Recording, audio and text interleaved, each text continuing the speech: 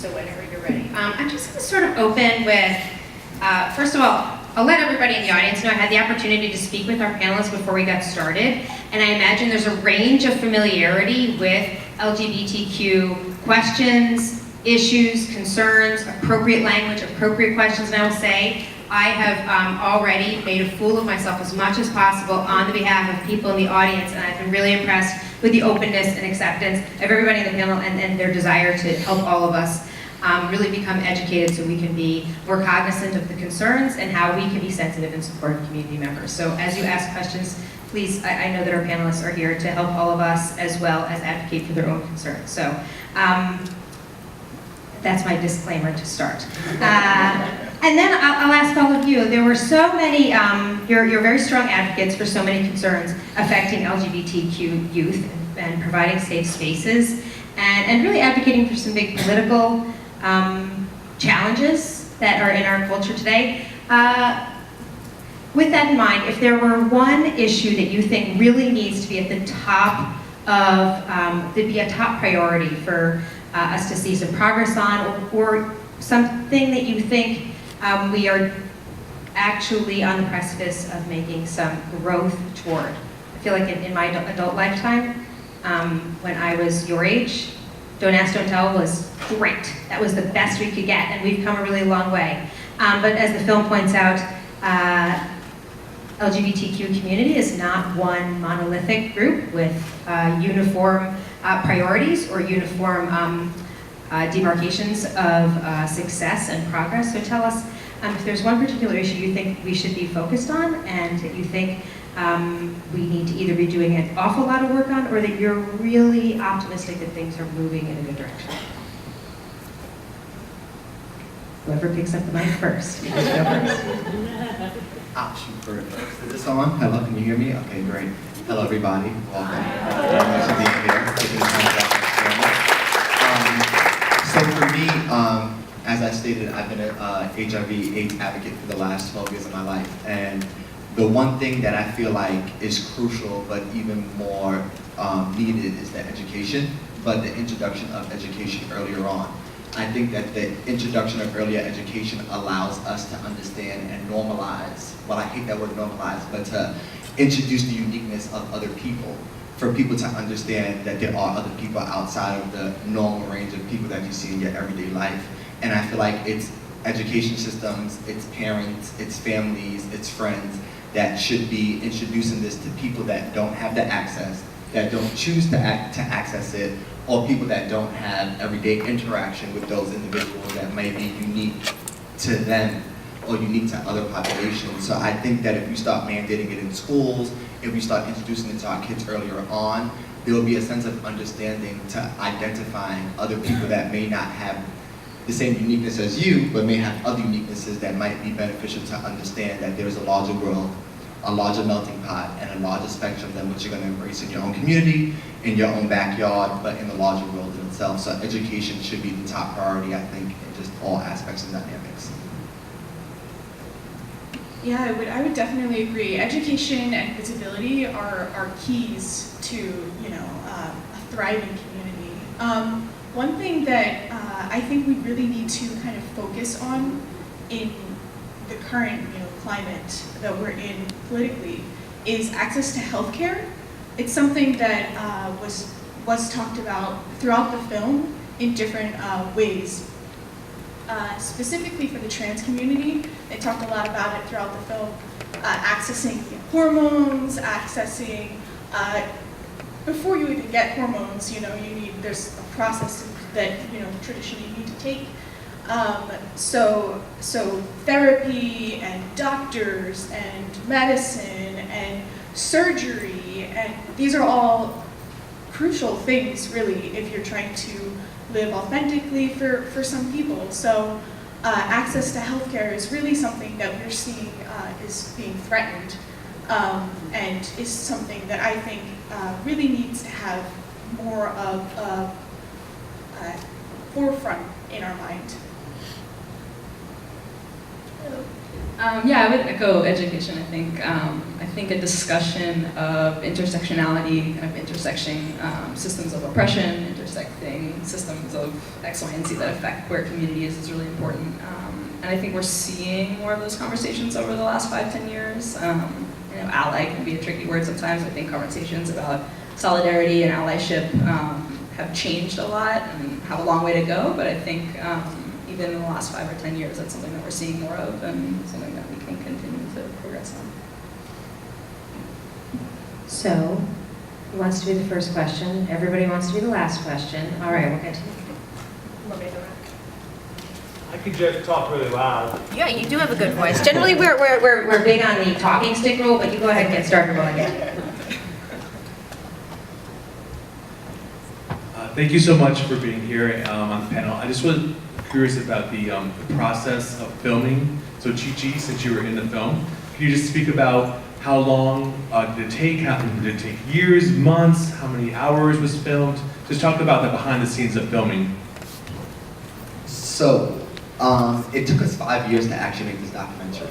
It took 5 whole years. So the idea came about through me and my best friend Twiggy, who we both work for the same organization. And I met Twiggy when he first relocated from Virginia to New York, and I met him at a ball.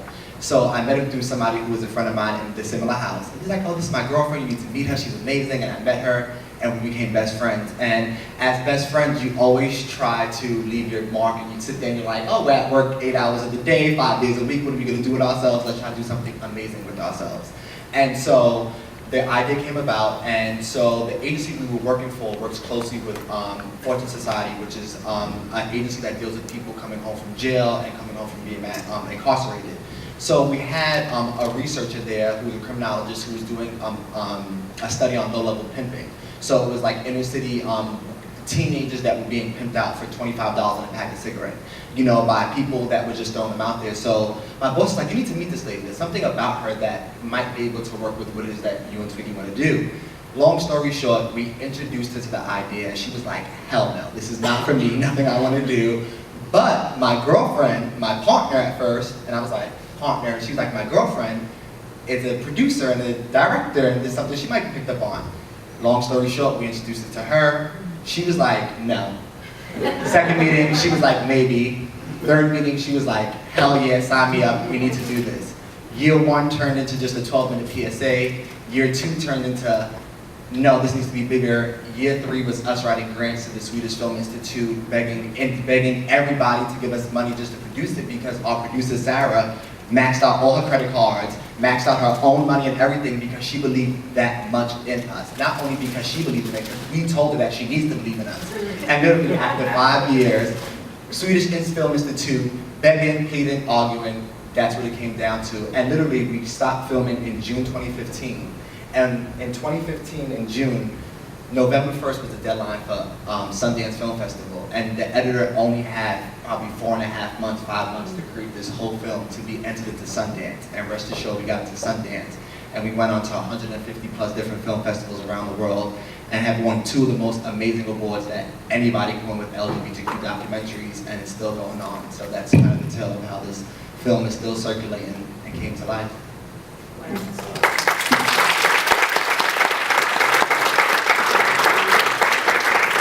Correct me if I'm wrong, but this is your Westchester premiere of this film, correct? Oh yes, it is, the premiere, so you guys are, sorry for no champagne in red carpets, but we'll take care of that back in the city, okay? All right, who's next? There was a short section in the film about the ballroom back in the 20s and how that was where Black trans people first began dancing and voguing. And I'm wondering if there's actually like a continuous through line from that group of people to what's going on today. So it's interesting that you mentioned that specific year, because if anybody's familiar with Black history, you'll understand that the Harlem Renaissance came about in that same year, 1920s into the 30s.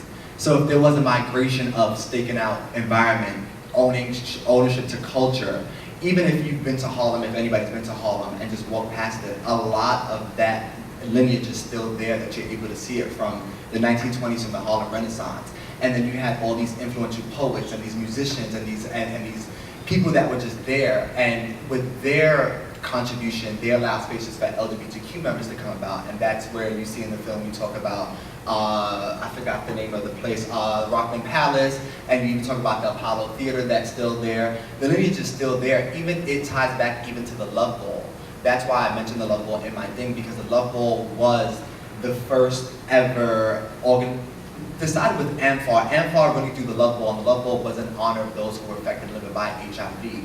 And the first essence of it comes from that lineage that's tied back from the Harlem Renaissance into the drag pageants, into even the pageantries. Because the pageantries is even an earlier introduction that people were doing from post Harlem Renaissance. People were always getting up in imitation. It even goes back to Victorian days where men were dressing up as women and they were doing these shows and they were doing that, but it was all a form of entertainment. Nobody's seen it as an actual lifestyle because nobody was identifying as that. So now that you have people identifying with that and people living in that, it changes the norm of perception, and the lineage is still there, and you can still pull it up to this day going back to the Harlem Renaissance. So yes, it is still there.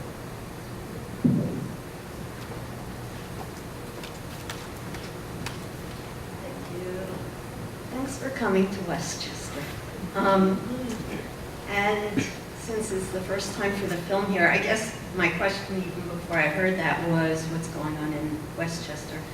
And in Ossining, maybe even more specifically, is there a trans community here? Have you taught them how to dance?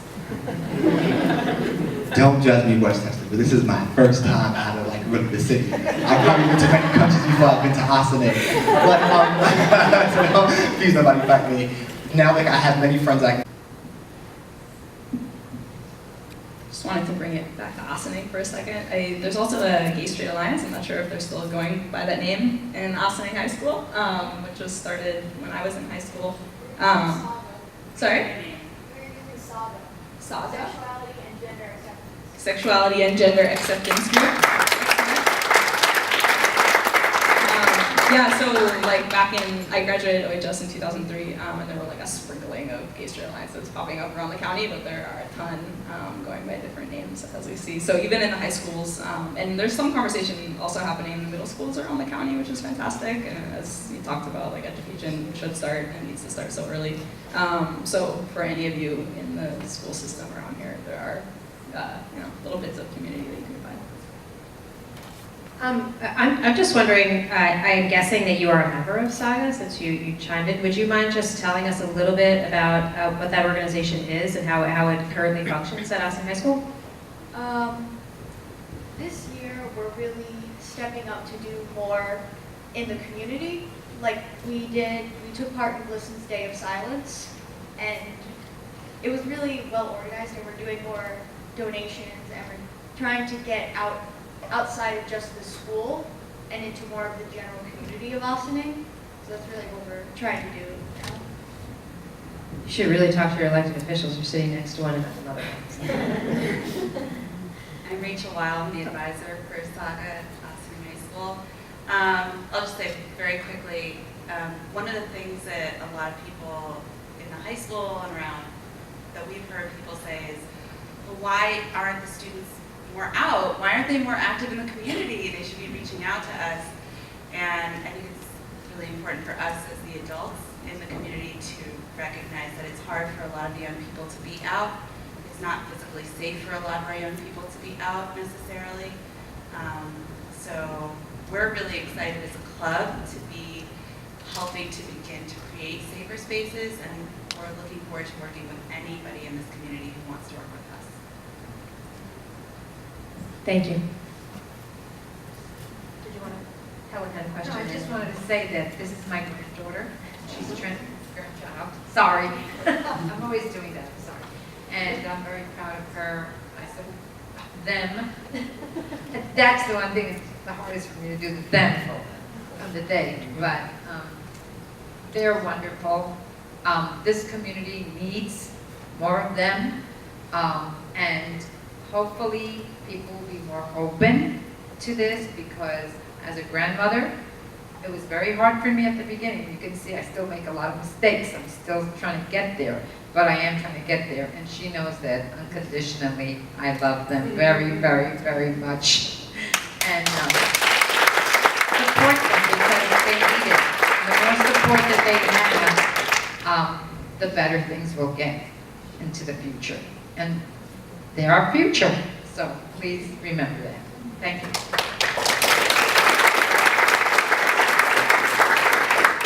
Thank you for introducing a topic that I really do want us to understand a little better while we have this opportunity here. And you just introduced it in such a genuinely kind and thoughtful and authentic manner with love, which is really when we ask questions based on our own ignorance, if it's coming from a place of interest and concern and caring, then I think that it's going to be well received. And so, Shepard, would you mind speaking a little bit to those of us who really want to be respectful of how we refer to people that we're working with, that we're meeting with you, with her grandchild? Are there any rules of thumb? Because I have to say, the plural thing really kind of throws me. I know it's super stupid. Is there really, I mean, is it just a matter of practicing? It's literally in the Oxford Dictionary as a singular, so you can. It's in the, you pick up the mic so everybody knows you said. I hear people say that a lot. It's so difficult. It's not like grammatically correct, but it is grammatically correct technically. So if people say that, you can say actually it is grammatically correct. So just check the dictionary. You have a dictionary understanding. Also, I will say, people are doing it anyway, and they're just not realizing it. So somebody puts their phone on that chair, and at the end of the day, everybody leaves, and then somebody says, oh, they left their phone. Where did they go? They left their phone. How many people are you talking about? I just want to point out that people are doing it. They're just, when it comes to thinking about doing it, that's when people kind of, it seems like, have a hard time, So they can do it subconsciously, and that's totally fine, and they do it every day. But when somebody, says, my pronouns are they, them, then they're like, whoa, no, but you're just one person. So yeah, just general rule of thumb is just listen to people. They have those pronouns for a reason. Okay? They go by whatever pronoun they're telling you, because that's what makes them feel the most authentic to themselves, and that's what really makes them feel the most comfortable. So May I have your attention, please? The library will be closing in a half hour. So to not respect that is really just saying, hey, listen, I heard you, but I really don't care, and I don't honestly care if enough about your safety, your well-being, your mental health enough to make myself a little bit uncomfortable and make myself think, a little bit about before I speak. So, and I know that's kind of coming across as harsh, and I want to just kind of general disclaimer, people make mistakes. Everybody knows, is human, and we all make mistakes, but at the same time, to not learn from those mistakes is just not acceptable. So, yeah. I like to piggyback off that as well too, because for me, I have 7 trans daughters that I've transitioned every single one of them, and even for myself, I have that issue, so that's understandable. But I think the true essence of it comes down to breaking the structures and the stereotypes that go with male and female that people just don't identify with. We have to understand that there are people that don't feel like they're less of a man and less of a woman. They feel like they intertwine with both. They feel like they're just as strong as a man, just as feminine as a woman, just as masculine as a man. So for us to start saying, well, they're forcing this upon us, it's not a forcing upon you. It's a part of education. It's a part of you adapting. It's a part of you taking the actual time to understand what's going to benefit other people so it can benefit you for your understanding. And sometimes if you don't know, just ask. What would you like to be addressed as? What is your preferred gender pronoun? What's your PGP? Sometimes that's all it takes. Just because I have a beard and just because I have a do-rag does not mean that I'm him and him. And that means I like to be called Miss Thing, I like to be called mother, I like to be called girl, I like to be called bitch, I like to be called all the feminine pronouns because I embrace both of them. So I think that when it comes to us trying to understand, sometimes just no need to understand. Sometimes we just need to respect and just allow one to live authentically in their truth. Because nobody challenges your truth on why you're a guy, and why you're hairy, and why you have breasts, and why you have big feet, and why do you want me to say God bless you? We don't question those things, so why should we challenge somebody's terminology, their identity? That means them, that means their truth. You're stealing their truth when you don't allow them to be them and they. You're making them be what you want them to be. So let's understand when we were doing that it's a blatant disrespect. It's not thinking that I'm being disrespectful, you're being disrespectful. That's like me saying, hey guy, and you're like, well, I don't identify as a guy. Oh, well, I see the guy, you look masculine, you got hair on your legs, you're sitting like a dude. That's a bad assumption. So would you do that to somebody who you know is sitting there with breast and hair and who identifies as a female, but say, hey, are you a guy? That's blatant disrespect. So those terminologies come in for those reasons, out of respect, and it's not to question it, it's not to understand why, just let it be. Yeah. I have something else to say. That was amazing. I just want to kind of go with, to bring it back to the film. One thing that honestly really resonated with me while watching this was one of the houses, when they were talking about, they were doing a rehearsal, or they were practicing, and they were talking about the different categories of competition, and I don't know if this stuck with anybody else, but one thing that really stuck with me was you're gonna compete, you're gonna put on makeup, you're gonna wear what you need to wear, but the one thing that you need to be is real. Just be real, and then it'll come across as being you're gonna sell it if you're real. So I really liked that, because I think in the trans community, especially people who might identify as non-binary or gender fluid or anything like that, I feel like there's so much pressure. There's so much pressure to kind of fit a mold that you just don't fit, And so to be real is sort of like a word of advice that I really took from this film, where I'm like, well, yeah, that's amazing. Like, thanks for saying that. It really resonated with me. I want to refer back to Chi Chi's original comment about education and how important that is, and bring it to Laurel to ask. Today we live in a very visual world, very technological world. We have, of course, we have Twitter, and we have Facebook, and we have movies. I'm a huge fan of movies and visual arts, which help people to convey identity. We're learning about identity by looking at that movie, and we get a sense because we see the same people in the, as a sort of a cast, right? We see them as a cast, characters, people we get to know over and over.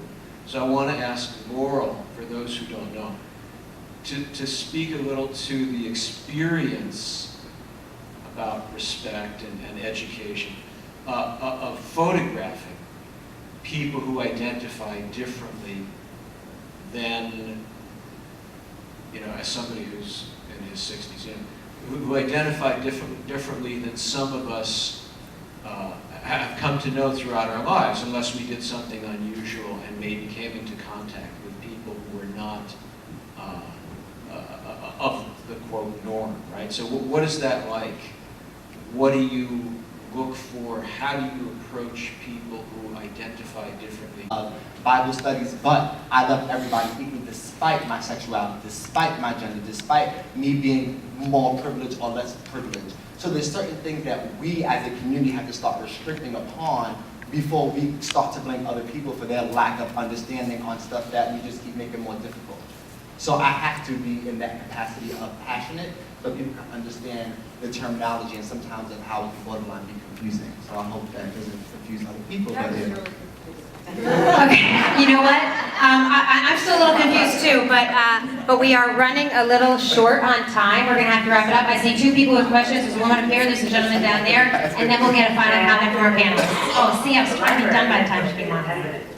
If you have any items you wish to check out, please bring them to the circulation desk now. The library will be open tomorrow. Thank you, and have a good evening. Hi, I just wanted to say my name's Paris. I'm actually here with my law family supporting Shepard. And I wanted to say I actually really enjoyed the film. I thought it was very inspirational, very educational, and brought very, any questions I had, it was answered. I loved you in the film. I didn't even realize you were sitting here. I don't know why I wasn't paying attention, but my initial moment for speaking was, since I started at the law, which was the end of November last year, I've been a volunteer and I've actually loved it. But what I want to do, what you guys spoke on in terms of education, is bringing light and shedding light on the mental health issues that most people in this community do happen to suffer and no one really speaks on. I know I myself have been struggling with and been diagnosed myself, and it's something that I think needs to be spoken more on, and basically I want to know how exactly would you guys bring to the attention of people in here who had any questions about those who are suffering with mental health issues and don't really know it themselves, or haven't been able to bring to the attention of others, and having the strength to ask and say that I think I'm struggling with, or I don't know what I'm suffering from, and being able to, you know, be honest and open about it. Is there a member of our panel who can particularly speak to that? Because I do want to be able to address it. We're going to have to move on quickly. So, I'm a program manager for a hospital clinic, and I work for one of the oldest clinics that's been dealing with people with HIV and AIDS. And the one thing that we have been, and I'm going to say we, because my staff and everybody, is to understand but also address it and identify mental health. Mental health is something that comes in a wide spectrum, very wide spectrum, from mild to wild, from emotional to unemotional, to stable to unstable, depending on where you're at. And it's acceptance, because that's the biggest thing. Some people just don't believe that mental health is real. So how do you educate and teach people, once again, that mental health is real, but there are signs and symptoms of it? But for me, the clients that I work with, I have a large caseload of youth that are living and affected with HIV, and a lot of them are diagnosed because of their mental health, because they weren't able to seek counseling, therapy, anything that they needed as an outlet. And for each youth that I work with, they all found their own individual outlet, and not one thing worked for them, that worked for her, that worked for him, that worked for everybody else. The one thing that you have to do, and that's the one thing that a lot of my doctors say, is that you have to understand what you're dealing with as an individual, just like we all do. For me, I had to understand how to deal with being gay. I had to understand how to deal with being ADHD. I had to learn how to deal with depression. I had to know how to deal with my substance abuse. I had to know how to deal with being homeless. I had to learn, and there's a lot of things that we have to learn how to deal with. And sometimes in life, you just might not know how to deal with it. But if you can grasp it and understand how you deal with your good days, and you deal with your bad days, and you deal with this, and you deal with that, only you are going to have control over the end result of how you allow it to get to you. Don't be ashamed by it, and don't let shame be the thing that runs you, because I can be shameful for being a feminine man. Many women can be shameful for not having big boobs. There's so many things that people can be shameful about and be afraid to speak about, but live in your truth. Identify with your truth. Accept your truth, because the only way that you can live in it is if you understand it. And that's the only way that one can deal with mental health. Because I can say, get on your medication, take that every day, but it's like, if medication doesn't work, then what's the point of it?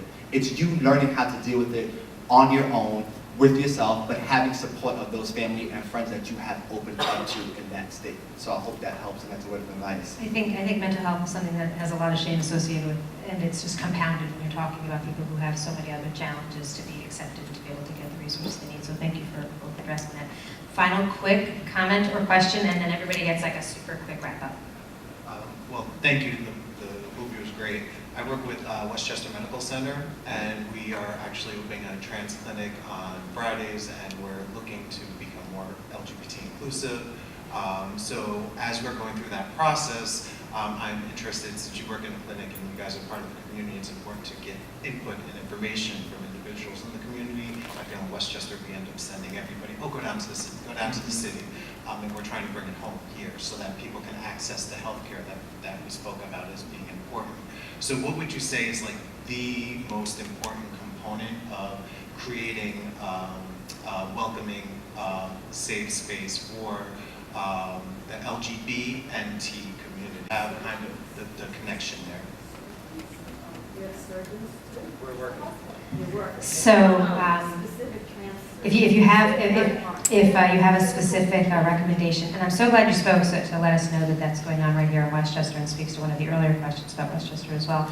If it can be incorporated, and then go immediately right into your final thoughts to leave with us as we leave. And by the way, I just kind of want to point out, Christina, we were talking about millennials not getting their due respect. We've certainly always had millennials that have been part of our committee, but this is our first full millennial panel, and I don't know if anybody's going to challenge that.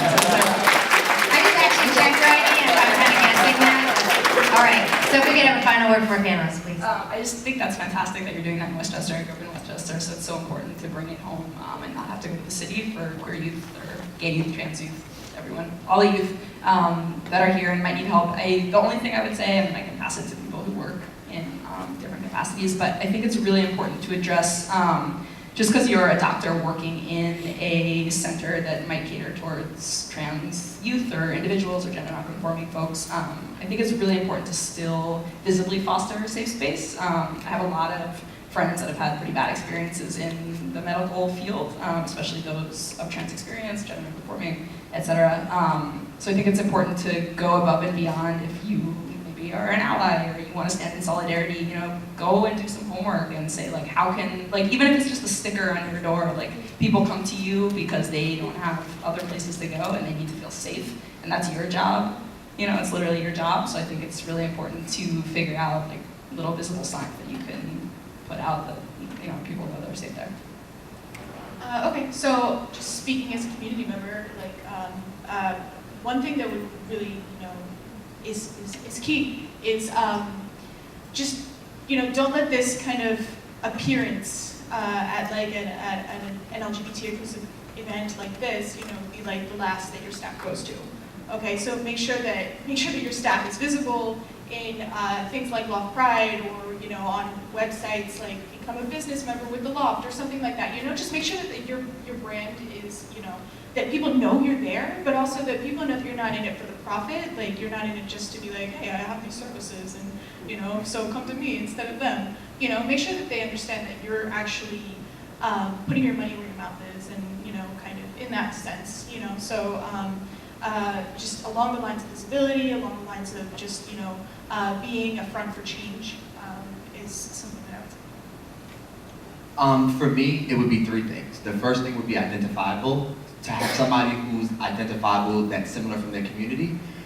I don't think that a gay man or woman can speak for the needs of a transgender and understand their process. So you should have nobody else speaking, helping, or serving them besides somebody who looks just like them, who walks like them, who can understand the needs of them, especially with transgenders, both females and males, even though they go through two totally different processes to get to their end result, but you need people that they can identify with, because eventually that will be the person that they're going to go to in confidentiality and in that time of need. The second thing is outreach. You must outreach. If people don't know that you don't exist, you will never ever get the due diligence. You can have the best program with the best equipment, with the best doctors and the best surgeons, with the best medicine, and if you have nobody to speak to that, it won't even matter. The third thing would be branding. You have to brand your professionalism and also your successes for people to understand. In my clinic, we have the Transgender Institute, and that just opened up last year, and our main director is Zil Goldstein, who is a self-identified trans woman, and she's world-renowned just because she is one of the only few transgenders that work in the field that are able to write prescriptions. So those three things I would say would be crucial to your institute, especially because you're dealing with a unique and hard to reach population. So definitely stay within there and don't shift away from that population if that's where you're going. And my final wrap up is going to be this, going back to the film. In today's day and age, I think that it's our due diligence to keep our community safe, to be a part of our community, but most of all, invest in our community. Black, white, tall, short, male, female, rich, poor. You never know what the next person is going through behind closed doors, with their friends, with their families, with anything.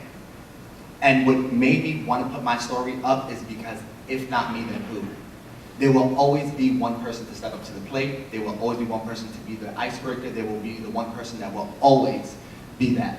And I want this film to be the inspiration for people to start the conversations, to start self-education, to start motivating themselves to challenge their comfort and how they see themselves showing in the world. So if you realize that you're not accepting, find a way to accept, because we accept you. Don't tolerate us, accept us. We're not objects that you can move around. You're not objects, we're not objects you can walk around, and we're not objects at all. We're human beings, and just like Twiggy said, we love, we hurt, we cry, we feel, we do everything like everybody else. And if you don't believe it, this film is what it is. Our kids are dying, parents are putting them out on the streets, they're addicted to drugs, they're selling their bodies for sex work. How can you expect any community to overcome marginalization, oppression, mass incarceration if they're never given the chance to reach their full potential? And in this film, none of us have been able to reach our full potential because we've never been given the opportunity to. So if you ever have the chance in life to give that opportunity to a person that's deserving of it because they're just that unique, challenge yourself to do so. And if you don't, think about the doors that have been opened for you before you were able to identify your uniqueness. Thank you for the film. Thank you very much to all of our panelists. Thank you to everybody for joining us. We take a super quick picture with everybody from the committee. If the committee can get on stage and take a picture with our panelists, and then if you have any questions on your way out of the live